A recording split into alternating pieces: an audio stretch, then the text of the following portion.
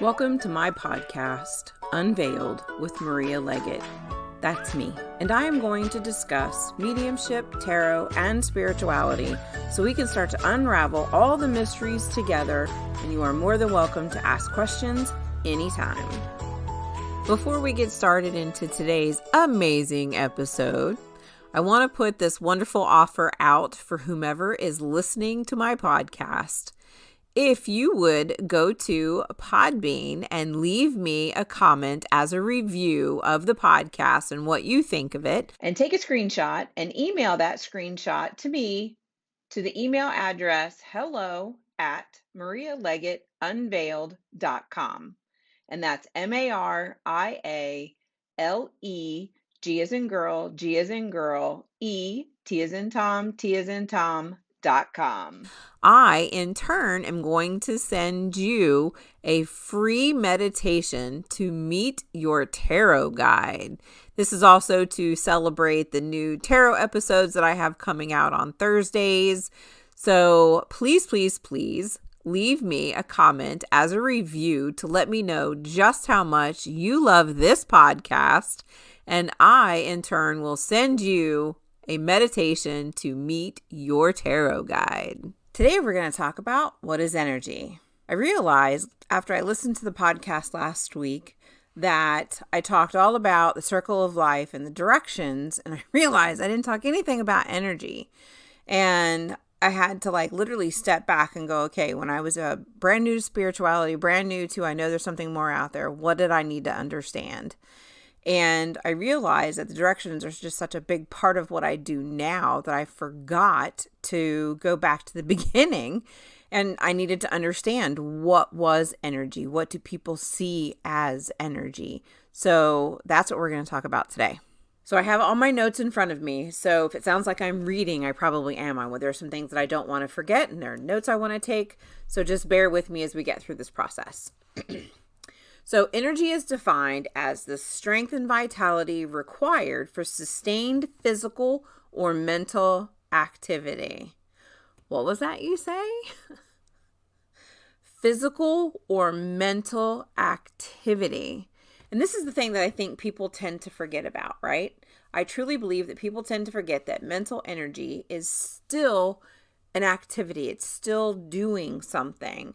So even if you are sitting still in your chair and the TV's not on, there's no sounds around you, right? There's still stimuli, even though it's quote unquote silent. And even if your eyes are closed, there's still activity within your body.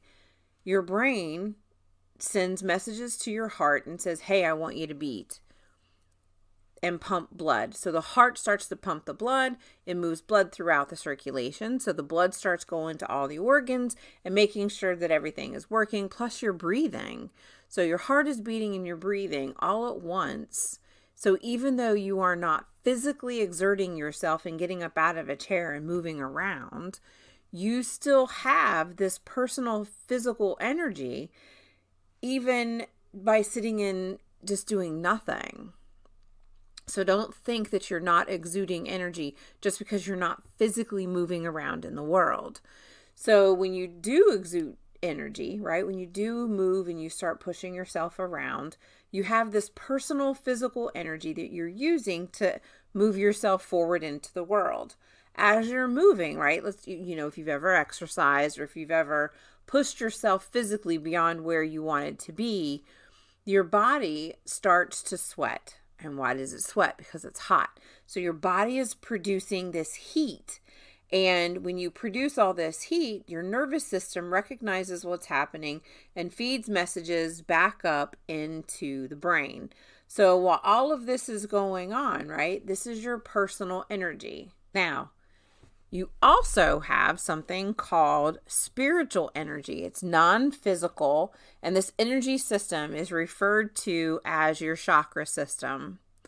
And I've been taught that every living human, every animal, every tree, every plant, and rocks, everything has an aura about it because it all has energy. So in that energy, there are 7 main chakras that connect your body, and each chakra controls an energy portion of your body. So it's very specific. The crown chakra isn't going to have anything to do with the root chakra for the way that the body parts work. I mean, it can, but that's a whole longer story. So we'll go into chakras in a later class, but so just know that you have in your personal body, you have all these chakras, and the chakra energy extends out from the center of your body. So it starts in the center of your body and it goes outwards, right? So think of yourself, depending on the age of the person watching this, you may not even know what this looks like. So you're thinking about a 45 or a 33, right? Where you had the pole. So if you had a 33, you had the pole in the middle of the record player and the record would go on. And then you would see all these ridges on the outside for where when you put the needle on the record player, that the needle would move along those lines. So that's what your energy looks like as it's extending outside your body. And if you're too young to know what a record player looks like, you can look one up. But literally what it is, you think of your spine as the center, right? Because it's going up and down. It is perpendicular to the earth. It's not horizontal. Your chakra system is going to extend out through your body and take layers with it, right? So there's an outside energy as well. So from the inside of your body, your chakra energies are going to extend out to just around your fingertips, right? Because it's all part of you. And then it starts to blend in with more energy on the outside of you. And that energy on the outside of you that extends out past your body is your aura. So you've got your chakra energy that's fairly close to you. I always say that the chakra energy is within 0 to 6 inches of the body. It depends on how open or shut it is. It could be further out than that, but I give a general basis of about 6 inches. And to me, anything out past that 6 inches is going to be your aura. So all of your information, right? So all that whole big circle around you is all your chakra energy. So if you were to stick your hand straight out, right, go about 6 inches past here, and that's where your aura is going, your chakra energy is all the way around you. And then outside of that kind of meshing, it's not like it's a hard line.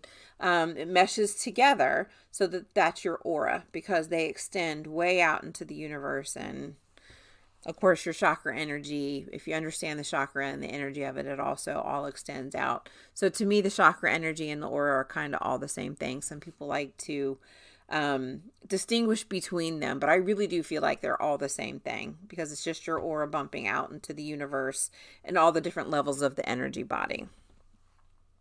So, one of the things, your closest personal energy, because once you get out into the aura where it's not so much personal, it's now going out and bumping into other people's spaces.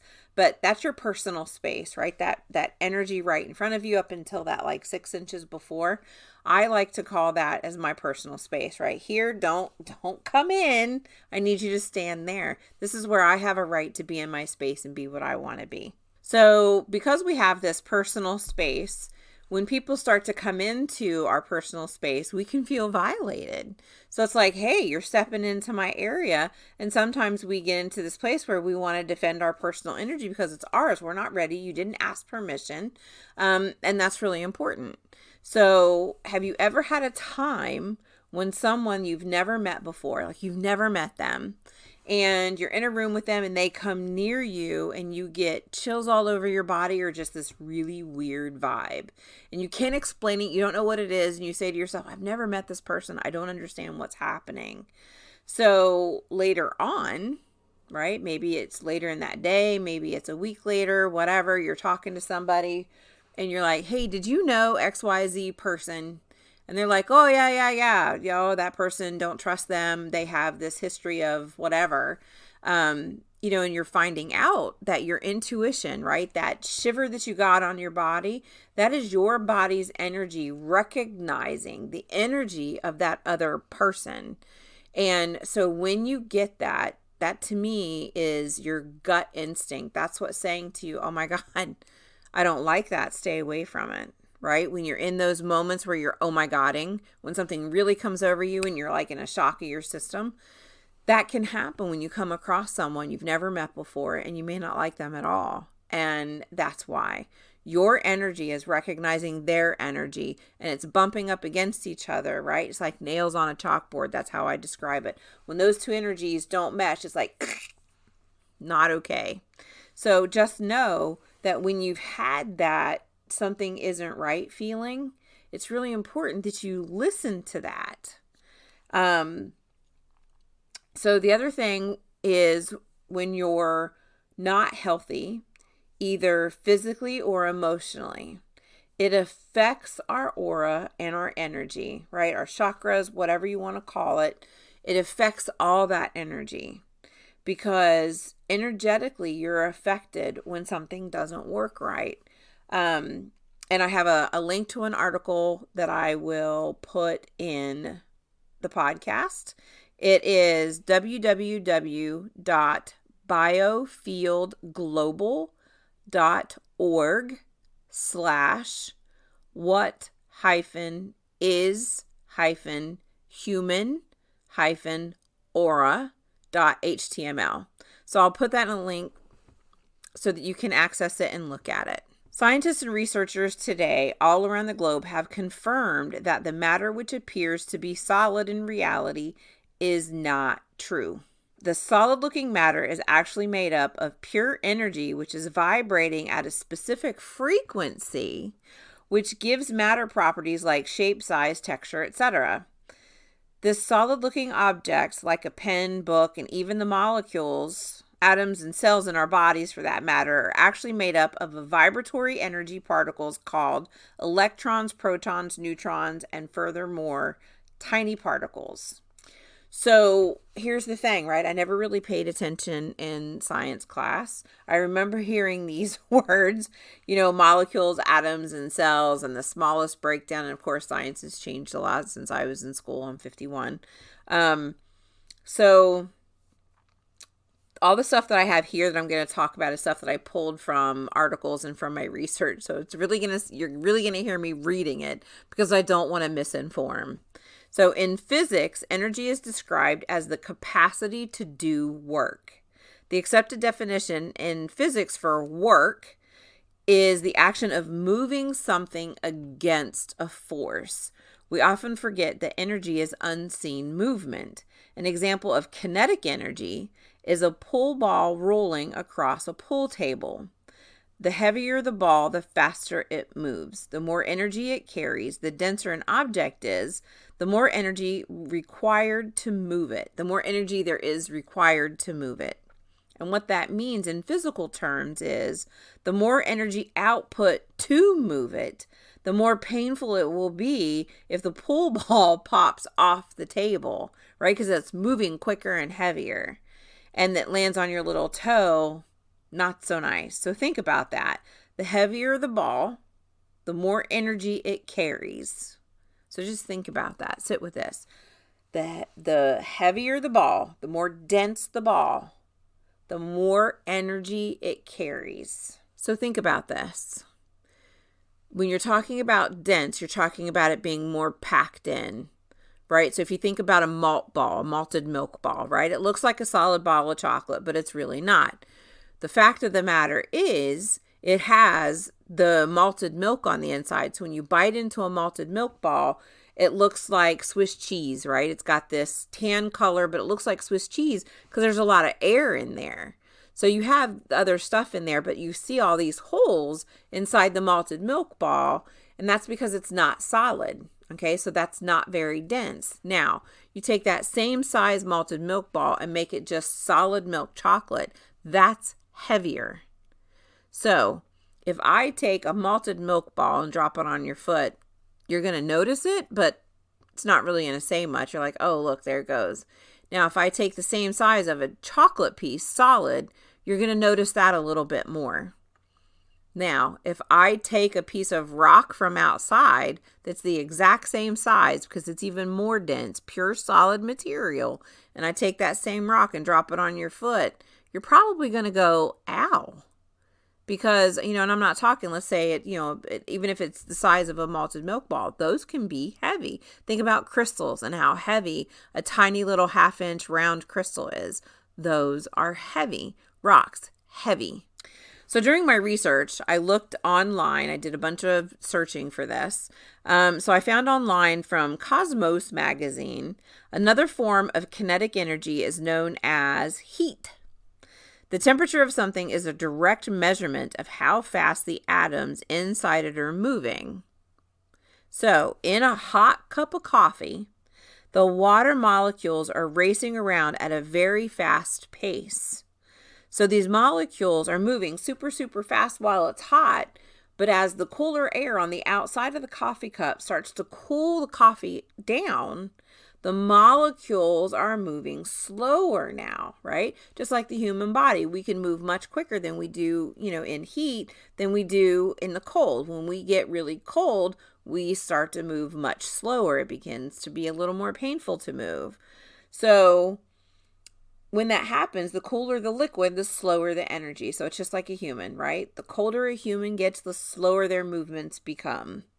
So everything in the universe, except energy, is made up of matter. And so everything in the universe is made up of an atom. Everything. This table, my microphone, my clothes, all of it made up of an atom. An atom itself is made up of 3 tiny particles. Listen, I know you're feeling like, I didn't want to learn this in science, because I certainly didn't. But this is really important. You have these 3 different kinds of particles, right? You have a proton, a neutron, and an electron. So I promise you, this is all, I'm coming to a purpose with this. So we also have electromagnetic energy. And electromagnetic energy is said to be the type of energy which comes from electromagnetic waves. The radiation that travels with the speed of light can be composed of radio waves, TV waves, radar waves, heat, light, X-rays, visible waves, all those things. So the sun, the earth, and the ionosphere are main sources of this electromagnetic energy. So when you rub your hands together, right, like this, that's producing frictional energy. So when you do that, you're producing frictional energy, and that's electromagnetic energy. Make sense? So there's this, I see a picture of, and you may want to Google this just so you can get a visual of it. It kind of looks like the beginning of the Big Bang Theory with the atom model, because it's just an atom model. So it's Rutherford's model of atoms. And it shows that, you have the 3 circle rings that are, one circle is up and down and the other 2 are crossways. And it's just showing the pattern of the protons, the neutrons, and the electrons that are in there, whether they're neutral, positive, negative. And it's showing the nucleus and what the proton, where they are together in the center of the atom. So it's really important to start to understand this when we're talking about energy, because when we're talking about energy, you hear people talk about, oh, that one's got negative energy. Oh, this one's got positive energy. I bring up all of this scientific fact for a reason. So just follow me on this. So neutrons are neutral. They have no charge at all, but they're very necessary. Your proton is a positive charge, and your electron is a negative charge. So the nucleus of an atom contains both negative and positive, right? It contains the protons and the neutrons. Protons are the positive things, and neutrons are neutral, and electrons are negative. The electrons balance the positive charge of the proton in the nucleus. So electrons and neutrons, right, your negative, positive, they balance each other out, because that's what's needed in the world. That's why when you talk about as within, so without, to maintain the physical, energetic balance in your body, right, you need to have atoms in your body that are positively charged, negatively charged, and neutrally charged to keep the balance. And as long as you maintain that same thing, even in your manifestations, your thought process, that's that as within, as without, right? As above, so below. So the as above, so below is more about the atom and the outside world. The as within, so without is more about the spirituality aspect. What I believe on the inside is what I'm going to find on the outside of me. So this is when you find yourself in, happy moments where you're feeling really good. You're going to attract other people who are feeling just like that. When you're more in the slower moments and you're not feeling as good, you're going to attract those people around you as well, because that's the vibration that you're sending out into the world. This is why it's important to understand the positive, the negative, the neutral. We need to understand how our bodies are physically working so that we can work with that spiritually and stay within that realm and stay in that type of energy, so that you understand my thought process, what I think is going to come to fruition inside my body and outside my body. Let's go a little bit more into the schooling part of this. I know I literally wrote on this piece of paper, if you're anything like me, you're saying, what the hell? Because this is a lot of science stuff. So it truly took me a really long time to understand this theory. And you may have to listen to this part of the podcast again just to be able to be comfortable with it. So if the center of an atom has 20 positive things and the outside of the energy has 15 negative things, it's a positive atom, right? So if you're thinking about it, look like this. You have 20 minus 15 equals 5. So you had a positive answer. If you have an atom, however, that has 15 electrons inside, but only 15 protons on the outside, right? So think about this. You have now 15 minus 20, and now you have a negative atom. So it's just like using math, right? 20 minus 15 equals a positive 5. 15 minus 20 equals a negative 5. The positive is a positive atom. The one with a negative number is a negative atom. And if you have 20 protons and 20 neutrons, where they're balancing each other out, that is now a neutral atom. So neutral is where you want to be, right? You want to be in that balanced state, because that's a balanced state. You're not one or the other. You're in a balanced state. So the biggest reason why I bring up all of this talk of the positive and the negative and the neutral is because I hear people refer to energy all the time as somebody having positive energy, meaning it's a very good thing, or negative energy, meaning it's a very bad thing. So my mentor, Christopher Penzak, taught me this energy theory, and I fully and wholeheartedly believe in it. And it's really changed the way that I see energy and the way that I see things in people. So outside of science, humans have decided that it's easier to lump things into categories because it's what makes them comfortable, right? When you don't understand something, you can become very scared of it, so you lump it into a scared category. However, if you actually take something and categorize it appropriately, and then take the time to explain it to someone and say, here's why this works the way it does, some people tend to say, oh, light bulb, right? I'm starting to get it now. I'm starting to understand it more. It's making sense to me. I don't like it when people say to me, just trust me. No, you need to fucking explain to me why. Why am I doing this? Why do I need to trust you? If you give me a reason, then I'm okay with it. So I'm a numbers person. 1 + 1 has to equal 2. So when you're talking about this all positive and negative energy, right? Think about an electrician. Electricians deal with electricity, and that's definitely energy. We all understand that. So the positive pole is usually marked red, and the negative pole is marked black. And then you always have a ground wire, because you need the ground wire. That's the neutral. So when you think about this, right, red equals good and black equals bad. And this is what's happened in life. People automatically will associate red with love and Valentine's Day and Cupid and passion. And then black gets associated with all these negative things. If somebody wears all black, oh, they must be depressed. Somebody wears all black, oh, they must be a witch. What are they hiding? No, some people just like black. So it's really difficult, right? This is part of our root chakra belief system that we were raised in. We were raised to believe that positive means good, that negative means bad, red equals certain things, and black equals certain things. So rather than looking at what could be associated with it, Humans have just decided this is what it is, and they just pass that on, what they were told, rather than investigating it. When my mom told me this, so it has to be true, and her mom must have told her the same thing, so it had to be true. When does anybody stop and say, you know what, I'm not really sure that I believe that. Let me go ask a question.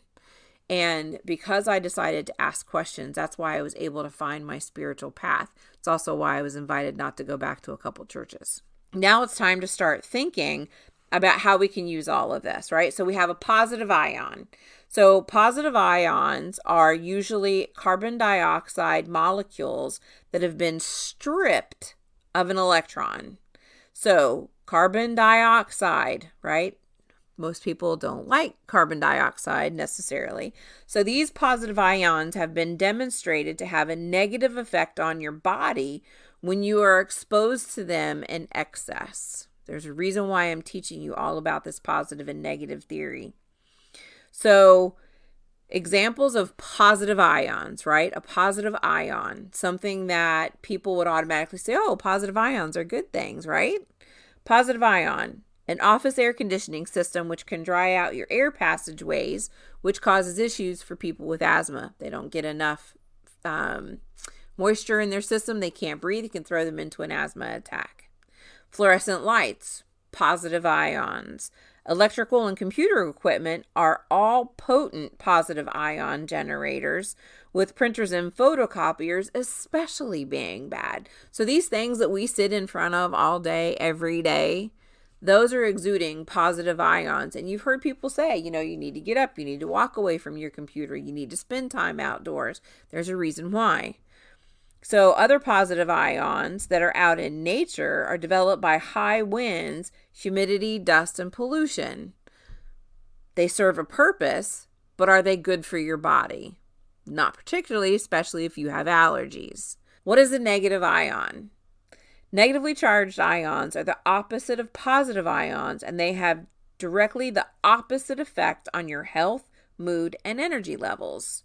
Bacteria and viruses circling in a room can be cleared by negatively charged ions by attaching to them and removing them from the air. Burning incense with herbs made from herbs releases these negative ions into the air, which is why it is so good to smudge. So a positive ion, right, is bacteria. Positive ion is a virus. A negative ion is the smoke that's produced of all negative ions from incense that burns, from if you burn sage, from burning any kind of herbs. That smoke carries a negative ion. Bacteria is positive.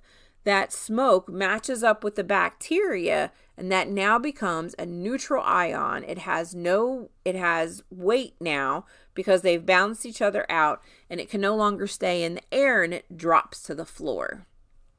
So that is why, and I have a study that I will post as well. So you have the article I'll find. When you use incense or herbs to energy clear your home, studies have shown, and I will post a link to this study, that when you clear the energy of your home with smoke, it lasts for 30 days. It will kill bacteria.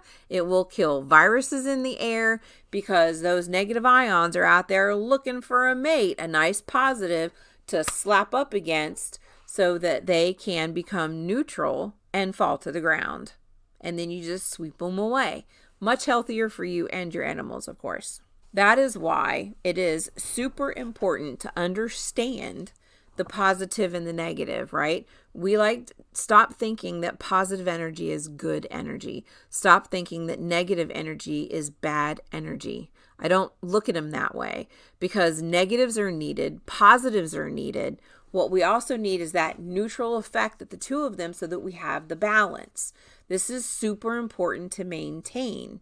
So when somebody says, I'm going to sage or I'm going to smudge, whatever it is that they're doing to clear their home, they're also not just clearing it energetically, they're making it a physically healthier environment, because you're taking those things out.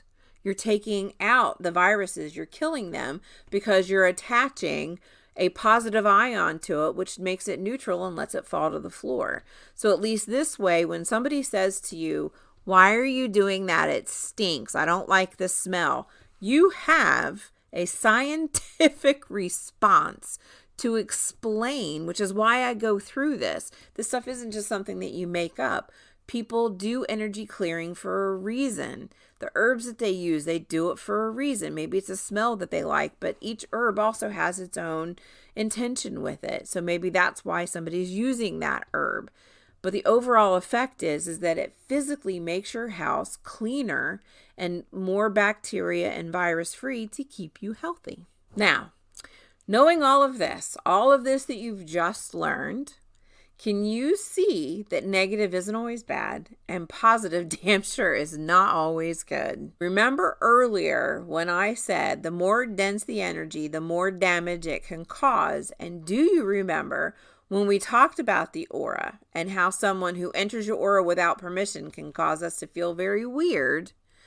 That happens many times because the person who stepped into your space may be carrying very heavy, dense energy. And that's what you're feeling, is that dense energy pushing up against you. So your aura felt that other person's energy stepping up against you and alerted you to what it was feeling. Your aura was sending waves back to you for you to feel it and go, oh, I didn't like that. Most of the time, we just don't consciously recognize what our own energy is telling us. We're getting signs and sounds and things from our energy all day. We don't always listen to it, though. We need to start going within and paying attention to our bodies. So we need to start to open our minds to what is happening around us, right? And that's when people say, I didn't realize there was so much more out there. And this is why they say it. Because this is a very new understanding. This is a very old way of thinking, the way our ancestors used to think. So our ancestors used to know so many of the things that we are relearning right now.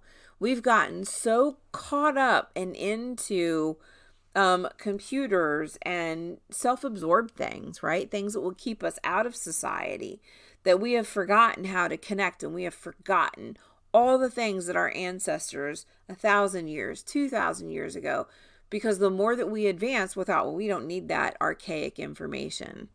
How many people like to keep a video blog or like to keep a digital diary rather than actually getting, pen and paper and writing it down?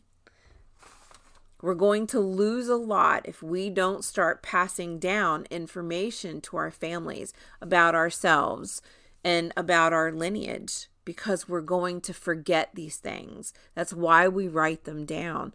Word of mouth going from, in a lot of traditions, and I'm talking about a lot of pagan traditions, a lot of things are word of mouth. You don't put them in writing. And it's because they're sacred and you don't want somebody to misuse that information. The flip side to that is, if somebody passes away before all of their information was handed down, it's lost. And that is a shame to get lost, because there are so many people who could benefit from it. So why do I think it's important to teach you about energy? It's important to teach you about energy because there's energy coming from anyone and everyone around you.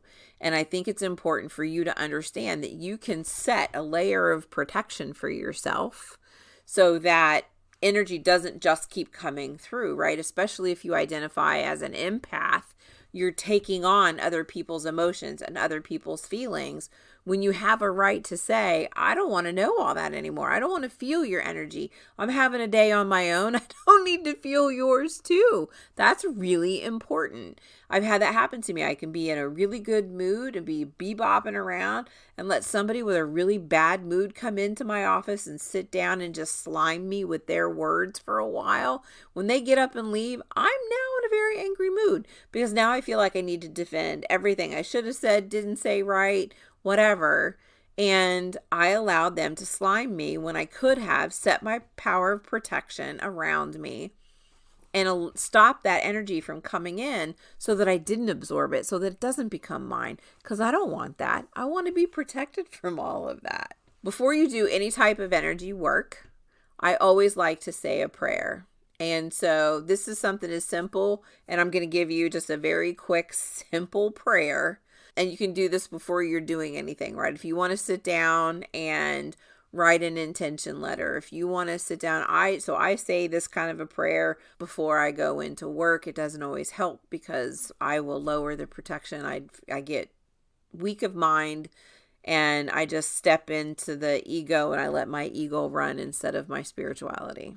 It happens. We all make mistakes, man. Okay. So here's a very simple prayer that you can say. Mother, Father, God, please watch over and protect me. I banish all energies which seek to do me harm. So mote it be. And that's it. You can change it. I say Mother, Father, God, because I like the trio, recognizing the feminine, the masculine, and the neutral, because God to me is all of it. So it's all three pieces. And so you can substitute it with Buddha or Jesus or God, source, universe, Allah, whatever you want to call your divine source. That's how you can start that prayer out. And if you don't want to use the word so mote it be, which just means you're determining it to be done, you can say amen, however you want to end it. Feeling energy. And I say this prayer, I teach everybody, you need to make sure that you always say a prayer before you're doing energy work, because you want to set the protection and tell your spirit guides, because everybody has them. I have a lot of people who say to me, well, I don't have any guides. The hell you don't. You got a bunch of them. You just may not know about them. I want you to take your hands. My girlfriend taught me this.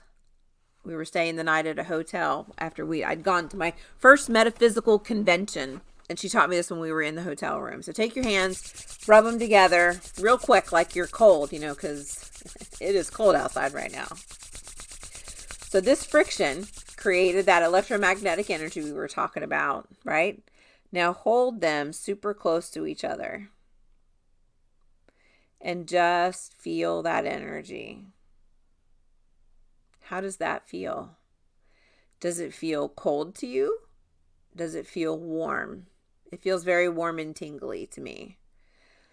And so as I'm sitting there, it kind of feels like I can feel the pulsing between my hands. And to me, it feels like, when magnets want to push against each other, that's how it feels to me. So I want you to start to bounce your hands, and start scoot them out an inch or two and just bounce them. So you can feel that energy, right? You can feel this ball of energy going in between your hands. All right, so keep your eyes closed and just pull your hands out and just keep feeling it and keep pulling them out. Eyes closed. Have your hands until they're about 24 inches apart. Just focus. What do you feel? How do your hands feel? Just tune into your body and listen. What does it say to you? What feeling is it giving to you? Allow yourself to be open to this feeling and acknowledging them without judging. There's no judgment. If you feel nothing, you feel nothing. That's okay. Not everybody can feel it like this. You may just get a sense of knowing. You may just go, you know what? I can't feel it physically, but I just know that there's something between my hands. So now I want you to start to slowly bring them back together with your eyes closed still. Focus on what that feels like. Does it feel like you're pushing something together? Or does it feel like they're being brought together? Do you feel a cool sensation? Do you feel any heat? Do you feel resistance, like it doesn't want to go back together and you're kind of shoving it through? So bring them all the way back together.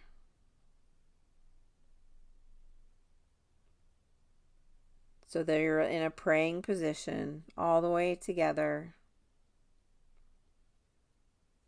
So when you're done doing an exercise like this, you've got all this energy, and I think it's really important to take care of that energy. So you can, at this moment, with your hands together and your eyes closed, just set the intention and breathe in deep that you're going to suck all that energy back into your body where it belongs.